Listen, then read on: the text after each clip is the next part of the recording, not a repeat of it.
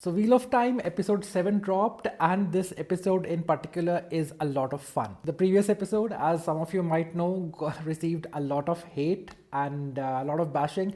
And I'm hoping that this episode will kind of set things right and will settle all the doubts that the fans of the book had, and they will start looking at the series more positively. So, the episode 7, The Dark Along the Way, starts with this very intense, violent action sequence, which is very well choreographed, but I was not very happy to see all the violence because I find on screen violence very disturbing and upsetting, and I think it has a lot of psychological impacts on the people who watch shows regularly, and constant hammering of visual violence does no good to anyone. After that, they straight away switch to the part where they left the story in the last episode. We are in the ways, and there's absolute darkness all around. Now, I just did a short analysis of how they have taken the text and the relationships between the length of the text, the descriptions in the text, and the visual on screen runtime and visualizations. That bit is covered in 1.5 chapters in the book, half of chapter number 44 and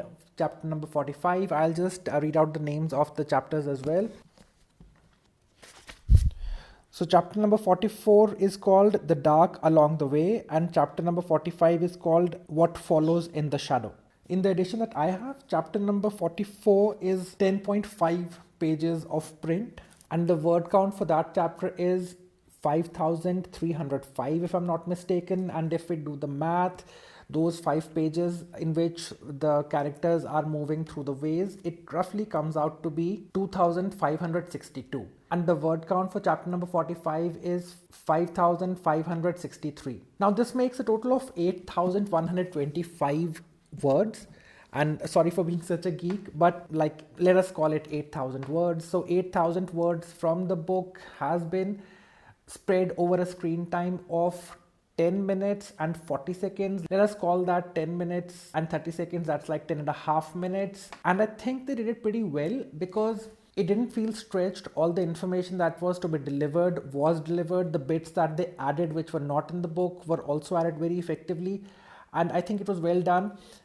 The visualization is a little different from how I imagined the place to be after reading the book and what I saw on screen. First of all, I didn't imagine the winds to be the way they showed, but I wasn't disappointed on seeing what I saw on screen. And also the way they described the bridges and the landscape of the place in the darkness, it's a little different, but again, I enjoyed what I saw.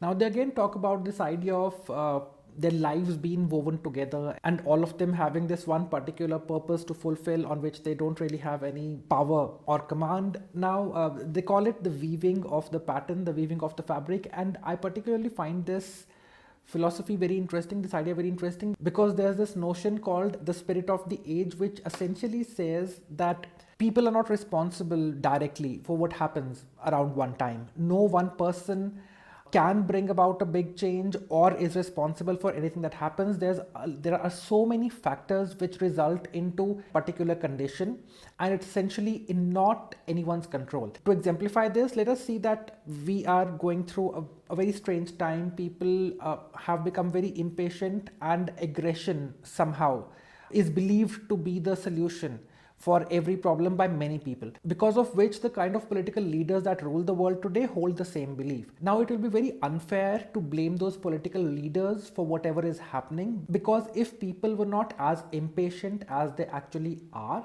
things would have been different. We are living in very swift times. Internet and everything has made everything very accessible, and people have lost patience. No one really waits for anything to happen. We all just want very quick solutions, and that is the reason why a lot of people are very impatient these days, and that is why in turn they become very aggressive.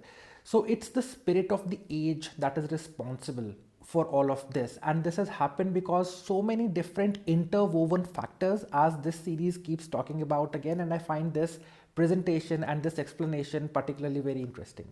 In this episode we also see a lot of love interests surfacing, and there's a lot of criticism for all the love angles that the books have that I've read online. There are a lot of reviews which don't talk very highly about those angles as they've been written in the book.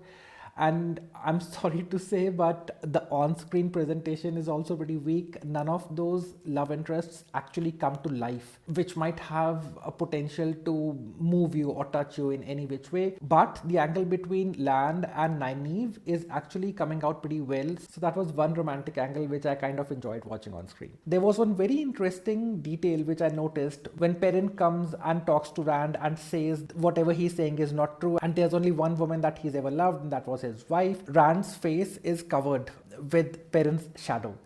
And I thought that it kind of represents that he is shadowing him with his lies. But then Rand steps back and walks into the light. And it just symbolizes that he is not believing what he's saying, because he can very well see how things are and he's lying. So he walks into the light and understands what the truth is. I thought that was a very nice touch they gave to that scene. Things really pick up towards the end and things really get very exciting. I don't want to spoil anything for anyone, but the way this episode ended, it was very satisfying, and I'm really excited for the next episode to see how things unfold. And I'm still to decide if I want to finish those chapters from the book first before I watch the show or otherwise. Also, season 2 of The Witcher is now available on Netflix. Anyone is excited about it? I think I'll check it out this weekend. If you guys want me to talk about it, do let me know below in the comments.